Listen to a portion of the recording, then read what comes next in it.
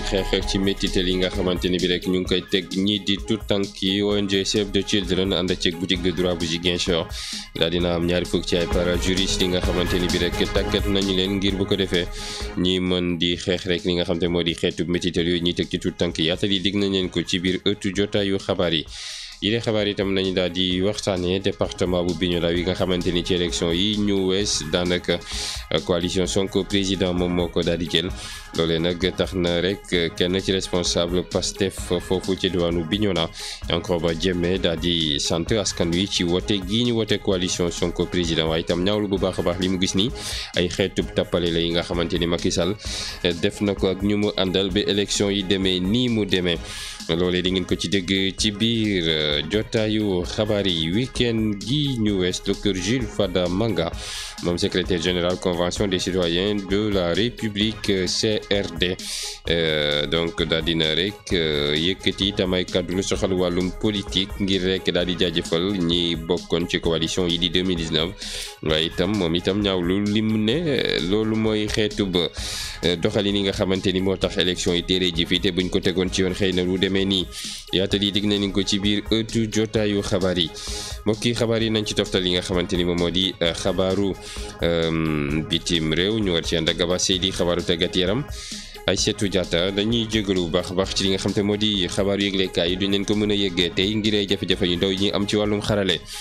ponk wi des na ko faram-fàcce bu ci kanamee tuuti.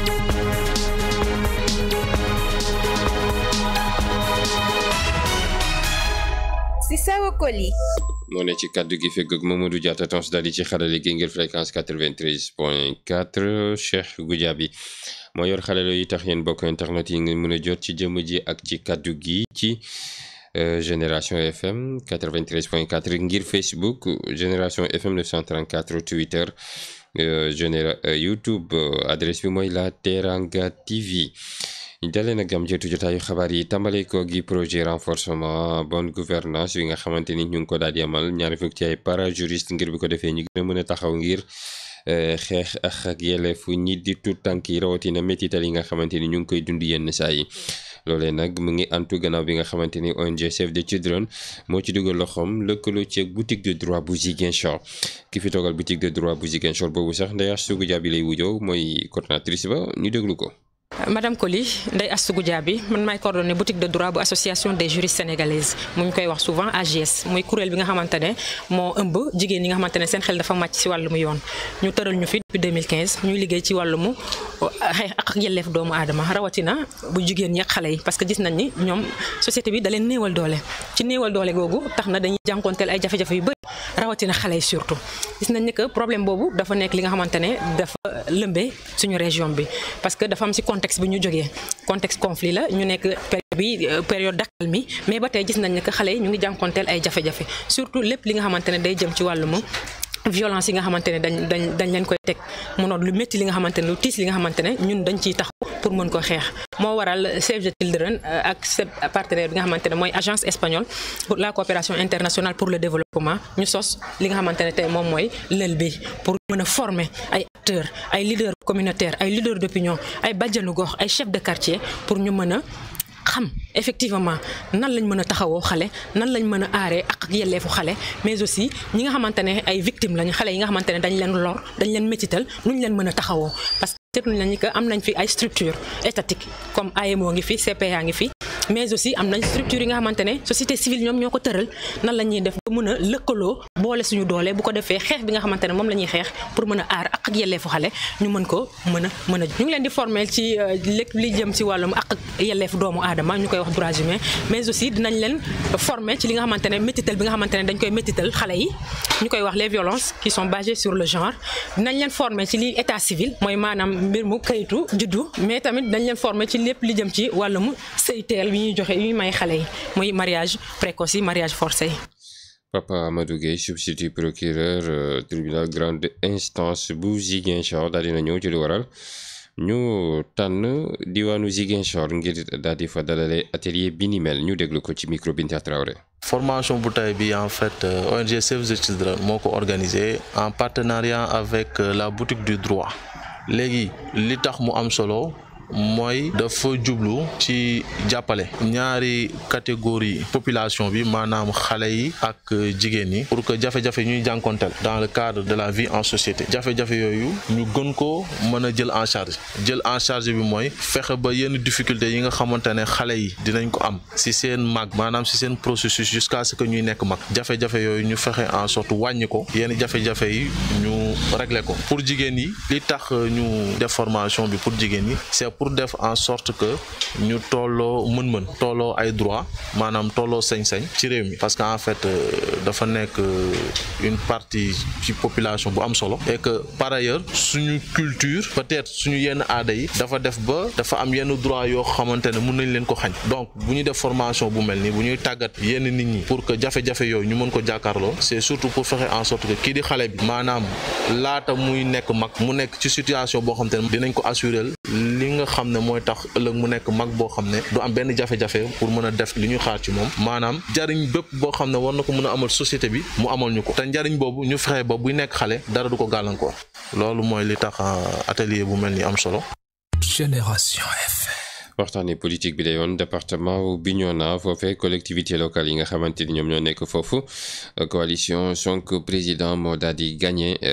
ci élection yi nga xamante ni weesu nanu ko loolee tax na nag ñi nga xamante ñooy responsable Pastef yi nekk foofee rawatina ki di Yankoba Diémé daal di sargal ñi nga xamante ñooy askan wi leen wóolu ba voté leen ba coalition boobu mu bokk mën a gagné foofee ci Bignona waaye itam ngañ bu baax a baax rek li nga xamante noonu la gis ni mooy doxalinu Macky Sall ak ñu ma àndal ba élection yi teere ji fii ndax dañoo gis ni buñ ko tegoon ci yoon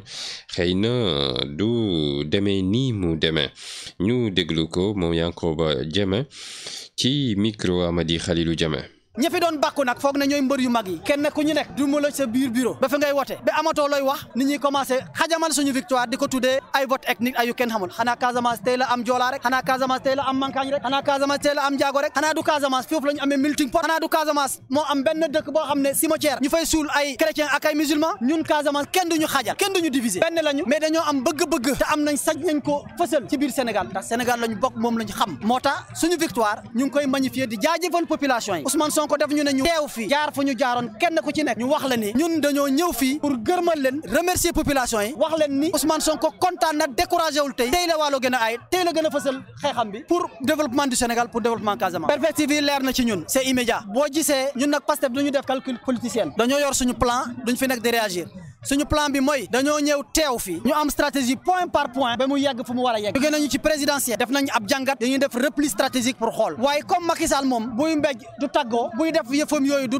tàggoo ñu teel ci taxaw ci cappaandaal perspective mooy lan localiser pour bientôt en décembre bu ko taxalul taxaw nañ temm pour def la ñu defoon mbaa li ko raw beneen bu ci tegu Pastef dafa am plan am na agenda politique national amul benn élément bu ñu fas yéene raté benn bu ci nañ ci def jéego yu ci war ci biir département bi yëpp li ko dalee bulu fooñi kalunaay may profiter gërëmal population yëpp di leen gërëm di leen sant ci taxawaay bu ñu taxaw ci Pastef les patriotes ma leen di ñaax bu kenn découragé tuumal nañ lu ne antuwul objectif bi mooy leer na ñun dañoo waxoon mu leer Bignona lañu fas yéene def ñun ndaw Bignona yi ak ñi ma wër objectif bi dafa leer ñun dañoo fas yéene def Bignona le fief du président Ousmane Sonko loolu féete na boor li des kay yëg nañ ci doncage gi c'est maintenir qui est plus difficile et on le fera fas yéene wu bàyyi lenn ndax du ñun ñoo tànn population yi ñoo tànn xanaa population yi du tànn ñuy sappi naan bëgguñu ko déedéet population yi waxaat nañ ne lépp la ñuy joxaat Pastef bu lépp rëccee bu lenn ci affaire yooyu rëccee ñoo xam ne ci ñun la donc toutes les 19 communes objectif Pastef benn duñu rëcc ndax population yi ñooy joxe.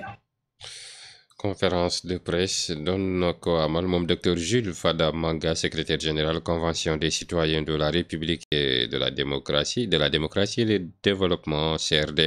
jàpp ni sax moom nag bokk ci coalition yi di 2019 moom itam rafetlu bu baax a baax itam jaajëfal askan wi ci wote wi nga xam te ne na wote nañ ko candidat Idrissa Seck ci 24 février 2019 waaye nag itam ngañ bu baax a baax leen ni ci ay dëng-dëng yu mu gis ni am na ci li nga xam te moo di scrutin présidentiel ba tax na rek muy ñaawlu bu baax a baax li nga xamante moom di doxalinu candidat wu Benno Bokk Yaakaar bi nga xamante ni nee na jalgati moo tax tey mu toogaat foofu mu ne ñu déglu ko moom docteur Jules Fada Manga secrétaire général convention des citoyens de la République de la démocratie et le développement ci micro Mouhamed Sagna. war nañu remercier après élection yi nit yu xam ne daal dañu ñëw dugal la lu ma bëgg a wax ci loolu daal dama bëgg a wax daal que élection yi daal ñuy demee daal demul dans la légalité élection yi dañ ko fokkati c'est-à-dire que le président Macky Sall dafa def hold-up électoral mooy lan c'est-à-dire dafa préparer benn plan bala élection yi mu instrumentaliser la justice par le biais de magistrat boobu bu ñu nekk kanji dem parce que kooku du magistrat bu xam ne dafa courageux parce que magistrat juriste la juriste du ma xam te juriste nit ku xam ne dafa am courage nit ku xam ne daal dafa nekk toujours du côté de la vérité nit bu xam ne daal day bañ injustice mais moom li mu def daal mooy daal dafa cautionner n'est-ce pas l'illégalité dafa cautionner quelque chose boo xam ne daal baaxul te loolu moo ko mooy def daal mu nekk un très bon juge je crois que c'est pas un bon juge ensuite dama bëgg a daal dénoncer aussi le comportement des Français parce que Français yi am na ay radio français ay télévision française avant élection yi sax ñu annoncé ay résultats selon lesquels Macky moo gagné balaa ça Sénégal sax xam ne daal la commission ou bien la justice mu annoncé effectivement les résultats mais la France na xam ne daal que dañu dépasser ce qu'on appelle la France-Afrique.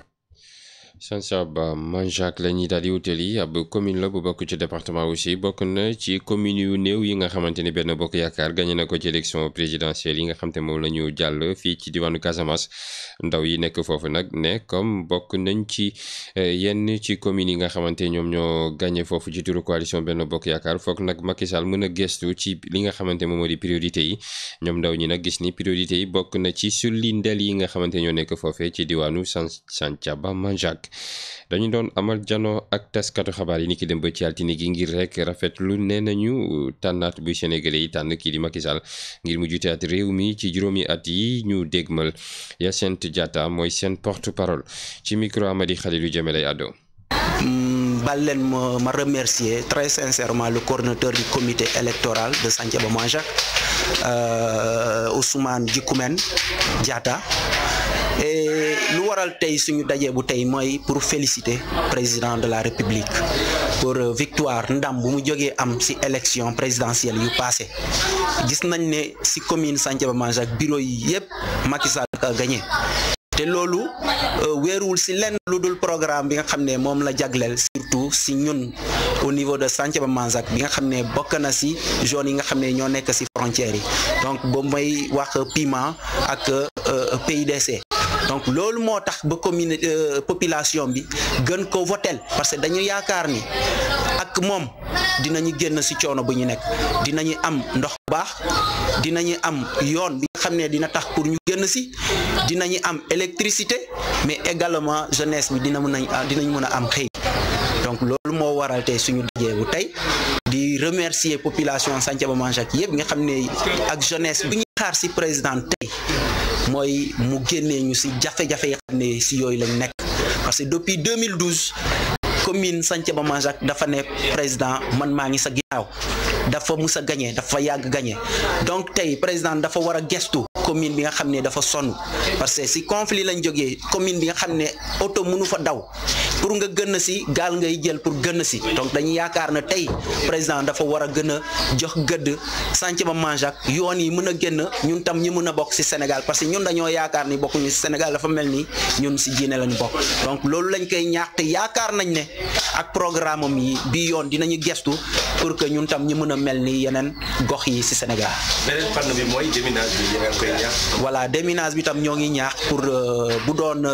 mën nañu gën a gestu ñu xool ndax dafa am ay mine yi des ci gox gi nañ ko gën a déminer pour que ñi mën a di dem di dikk parce que ñun ci àll lañ dëkk te dañuy soxla des fois di dem ci àll parce que ñi ci loolu la ñuy dundee donc ñoo ko ci ñaax tam. gannaaw bu ñu rafetloo victoire kii di Macky Sall ndaw yi nga xam te ñoo bokk ci mouvance présidentielle ba fii ca bëtu Saloum réew ma ñoom ñooñu daal dinañu rek fàttali li nga xam te moom la ñuy xaar ci moom jàpp ni sax union des jeunes de la majorité présidentielle moom yi nga xamante ni moo njëkk yéeg daanaka ngir féliciter Macky Sall ngir yaakaar bi nga xam te ne nañu Sénégalais am nañ ko ci moom bi dénkaat ko réew ma ñoom itam nee nañu dañoo bëgg a dox ay jéego yi tax Ziguinchor gi nga xamante ni Benno Bokk Yaakaar coalition bi ñu bokk ñoom ndaw yooyu lajj na fi bu baax a baax ñu xool nu ñuy jogaatee ba mën a nanguwaat diwaan bi di Ziguinchor Ziguinchor nee nañ nag loolee ngir mu antu foog Macky Sall am lenn ci li nga xam te moo di yaakaar gi mu war a am ci ñii di ndaw ñi jox leen itam ñoom ñu doxal ba xam Cheikh Tidiane Faye moom moo wax ci seeni kàddu ñu déglu ko moo jiite UJMP di kuréel bi ëmb ndaw yi bokk ci mouvance présidentielle ba. ndax li waraloon résultat yi mooy que ne président bi daf fi def bilan boo xamante ne bilan bu am solo population bi accordé waat ko seen confiance moo tax mu am résultat yooyu noonu donc UJMP mu ngi woo bépp sénégalais pour ñu mën ko doon benn liggéey ngir Sénégal mën a jëm kanam waaye ci loolu tamit ñi woote ñi xamal ni président di ko rassurer xamal ko ni ñun bi ñu toggee jàngat li waraloon défaite bi tey ndax boo xoolee si 45 départements yu Sénégal am président bi mu ngi ciy perte 5 départements si 5 départements yooyu la région de Ziguinchor am na ci 3 départements donc bu ñu jàngatee loolu gis défaite boobu ñu ne président nañu ñu koy rassurer xamal ko ni population bi contre ñu ko population bi au contraire dañ ko bëgg seen xol waaye lii nii dafa am ay signaux rek yu ñu koy bëgg alerter di ko alerter ndax UGMP yàgg na ci wax yàgg na alerter président de la république xamal ko ni parti bi fii dafa war a am ay doxalin yu bees yu ñu war a am dafa war a am lu changement yu bëri yu ñu am donc loolu noonu opinion nationale et même régionale mën nañu ko témoigner yàgg nañu di ci wax donc population bi contre ñu ko mais dafa am lu ñu ko bëgg a xamal donc c'est à lui de décrypter ces signaux là mu am ay réponses appropriées yu ñu fi mën a wax comme da koy faral di wax bi avant muy falu nee na deuxième mandat bi mandat daw yi la donc tey UGMP nee na ko gannaaw biñ ko falee ñun on est prêt à renouveler notre confiance et loolu si loolu la ñu yàgg nekk te gën nañ ko yeesalaat xamal ko ni peut compter sur la jeunesse pour renverser la tendance ndax Ziguinchor mën na ko amaat Ziguinchor bañuñu président ndax lépp lu mu fi def gis nañ lu am solo la fi liggéey bu am solo mais ñi si remerciement yooyu noonu ñu ciy mberdal loxo ki nga xamante ne moom mooy président national UGMP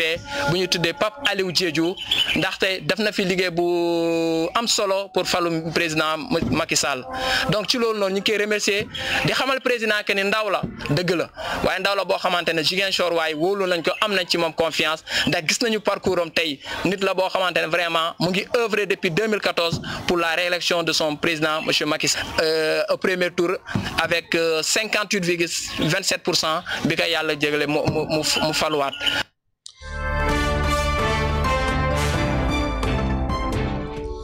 bàkk ba moo jib noonu waxtaane xabaaru bitim réew Abba Seydi lañ ci war a àndal ñu ngi lay nuyu.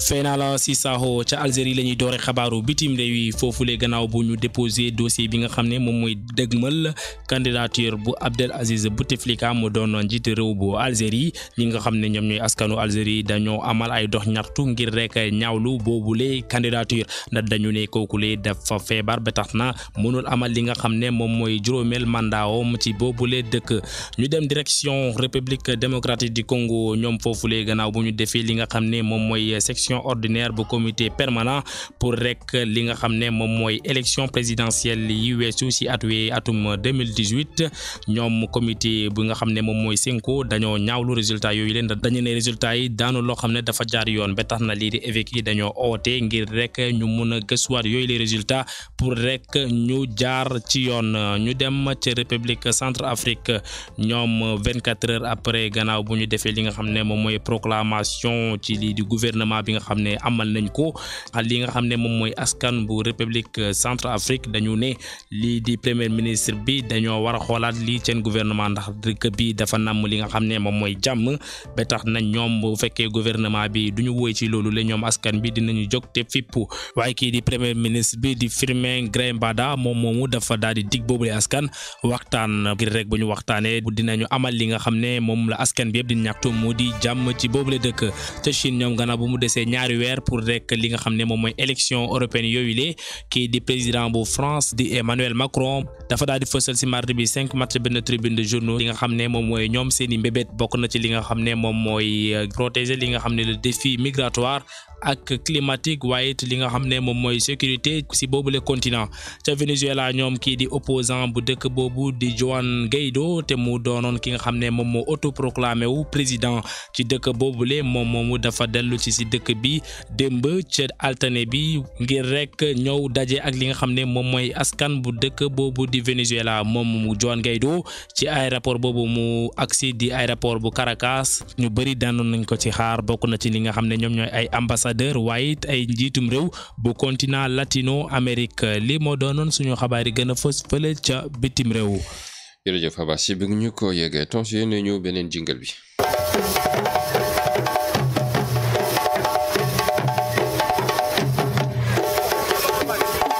jërëjëf tons loolu mooy tax ñi war a mën a waxtaanee xabaaru tàggat yaram ñu ànd ceeg Aïssatou Diatta. Aïssatou la si saawo ci football lañuy doore yi xabaaru tàggat yaram te si suñu gaynde yi démb ci njeexalinu 27e journée bu Ligue 2 bu France équipe bu Metz daa xaajoo ay poñ ak équipe bu Havre bu ñu jongante ca stade Océane ñii di doomu sénégalais yi di Opanguet ak Habib Diallo ñoo doore woon boobule jongante kii di Ibrahima Niane moom ci banc bi la ko dooree équipe bu Metz bi nag moom daa révolté wu ci njeexalinu jongante bi gannaaw ba ko Havre dooree ci 2 bal ci dara kii di Opanguet moo taxoon ba équipe bi di Metz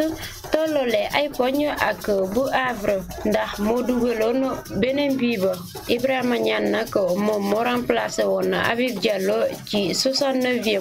minute bi boobule poñ dina tax ba Opanguet ak coéquipier am gën a dëgëral seeni place ci leader bi kii di Ismaïla Sarr daa nekk di wone xarañteem gannaaw ba mu defee saison bu baax ak équipe bi di Stade Rennais suwe woon na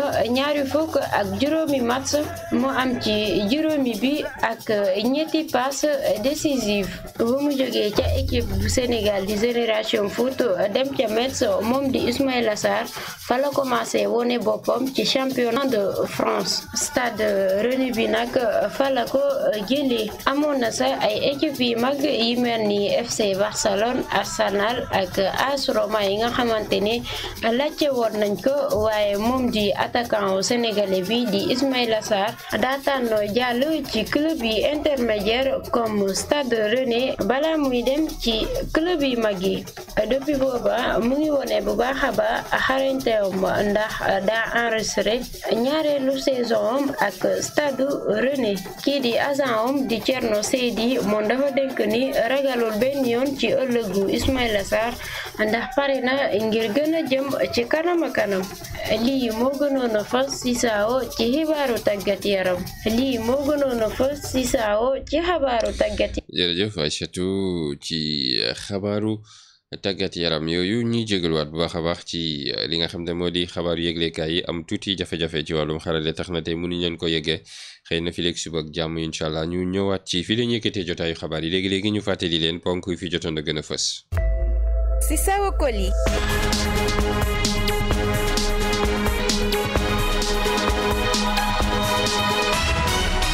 bokkoon na ci benn projet de renforcement bi nga xamante ni ñu ngi ko doon jagleel wàllum bonne gouvernance ngir ñu gën a mën a aar xale yi rawatina métitel yi nga xamante ni ñu ngi koy jànkonteel loolee tax na rek ñu daal di amal ab lël diirub ñaari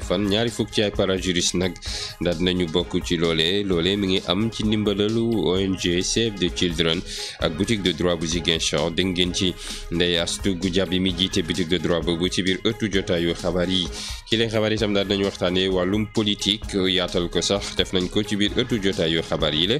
lii toftal nañ ci li nga xamante ni moom moo di wàllum xabaaru bitim réew Aba Seydi lañ ci àndaloon xabaaru tàggat yaram Aïssatou Diatta